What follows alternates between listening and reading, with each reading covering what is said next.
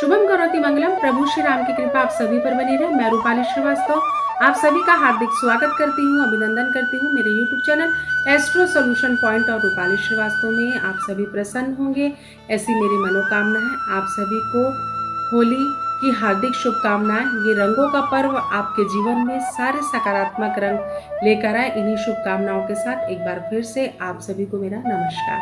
आज हम चर्चा करने वाले हैं होली के विषय में कि होली का त्यौहार हम क्यों मनाते हैं, साथ ही साथ होली किस दिन मनाना है, क्योंकि होली के त्यौहार को लेकर इस वर्ष काफी कंफ्यूजन है कि हम होली का दहन कब करें, रंग कब खेलें, कब भद्रा लग रहा है, कब ग्रहण लग रहा है, हमें हमारी राशियों के अनुसार होलिका दहन में क्या जलाना चाहिए या अर्पित करना चाहिए। तो ऐसे बहुत सी समस्याओं का समाधान आपको मेरे आज के वीडियो में प्राप्त होगा। तो चलिए मैं आपको बताती हूँ होली का त्यौहार हम क्यों मनाते हैं। होली का जो पर्व है वो एक बहुत ही सकारात्मक पर्व है जो बुराई पर अच्छाई की जीत के लिए मनाया जाता है। भक्त प्रहलाद जो कि भगवान विष्णु के भक्त थे और हिरण्यकश्यप उनके पिता उनकी इस भक्ति से बहुत ही परेशान थे। उनकी बहन होलिका को उन्होंने भक्त को लेकर अग्नि में बैठा दिया, क्योंकि होलिका को यह आशीर्वाद था कि अग्नि उसे जला नहीं सकती।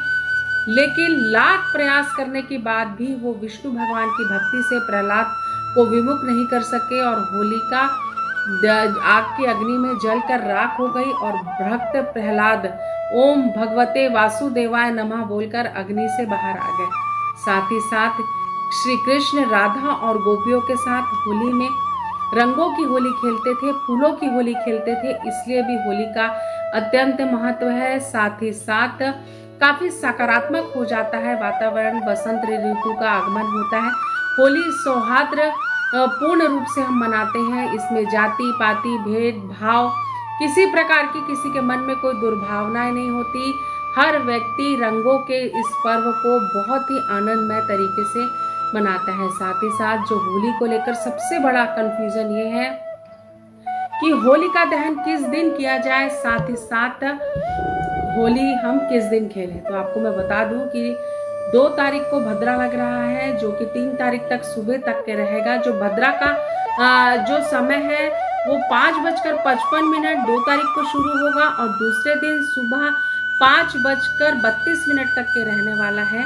और जो ग्रहण है वो भी 6:07 पर लगने वाला है 3 तारीख को और 6:47 से रहेगा। लेकिन क्योंकि ग्रहण काल में 9 घंटे पहले सूतक काल लग जाता है, जिसमें कि पूजा पाठ कोई भी शुभ कार्य वर्जित होता है। तो होली पूर्णतः ग्रहण और भद्रा के प्रभाव में है, इसीलिए आपको होलिका दहन जब भद्रा पूंछ पर हो, यानी जब उसका प्रभाव पूरी तरीके से खत्म हो गया हो, तब आप होलिका दहन कर सकते हैं। ये जो समय है वो समय रात्रि 1:36 से लेकर रात्रि 2:58, 2 और 3 के मध्य की जो रात्रि है उस समय आपके लिए होलिका दहन करना शुभ होगा, क्योंकि 3 तारीख के पूरा प्रभाव आपको सूतक काल और ग्रहण काल के पर रहेगा। उसका प्रभाव चंद्र ग्रहण है, साल का बहुत बड़ा चंद्र ग्रहण है 3 तारीख को।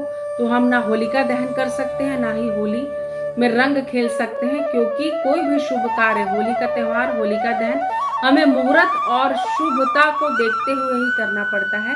तो आप जो होली का त्यौहार है वो 4 तारीख को मनाएं। जो रंग है वो आप 4 तारीख को खेलें। 4 तारीख को रंग खेलने के साथ साथ 2 तारीख को आपको होलिका दहन करना है। साथ ही साथ आपको मैं ये बता दूं कि आप जो होलिका में हम होलिका दहन करते हैं तो अपनी राशियों के अनुसार आप ऐसा कौन सा उपाय कर सकते हैं जिससे कि होलिका दहन में आपको उन चीज़ों को डालकर उसकी शुभता और उसका जो प्रभाव है वो बढ़ जाए। तो मेष राशि वाली जातक काली मिर्च डाले होलिका दहन में, इससे उनका स्वास्थ्य अच्छा होगा। वृषभ राशि वाले जातक पीली चंदन होलिका दहन में डाले।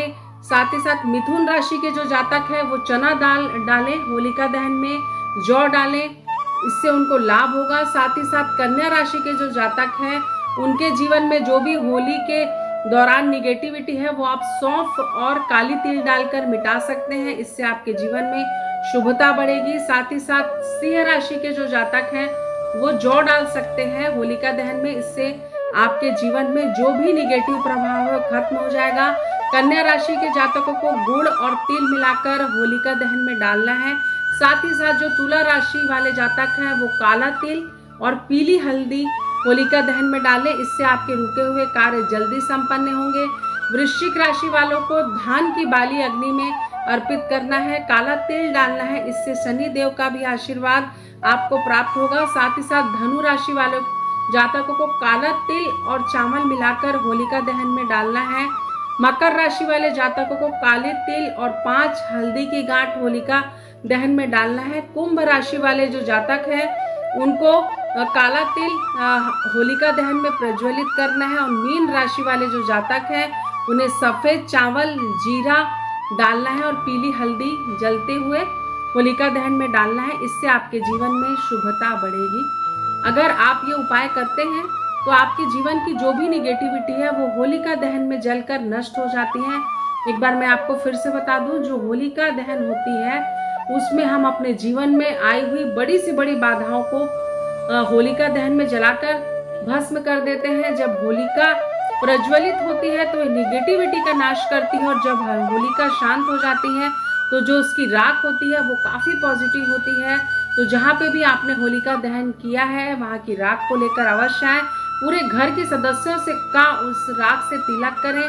और अगर आपके घर में कोई बीमार व्यक्ति है तो उसके सोने का जो भी जगह हो उसके चारों तरफ थोड़ी थोड़ी सी इस भस्म को आप डाल दें। उससे उनके स्वास्थ्य में आपको ट्रीटमेंट तो करवाना है, लेकिन उनकी एक निगेटिविटी है वो बहुत पॉजिटिविटी के रूप में बदल जाएगी और इससे आपको अप्रत्याशित लाभ होगा। तो चलिए अब हम आप आर्थिक संकट अगर आपके जीवन में है तो आपको क्या उपाय करना है आपको बता देती हूँ। अगर आपके जीवन में आर्थिक संकट कोई चल रहा है और लाख प्रयास के बाद भी आपको उसका लाभ नहीं मिल पा रहा है कि आप इस संकट से निकलें, तो एक सूखा नारियल लें, उसमें गुड़ चावल शक्कर भरकर होलिका दहन में डालें।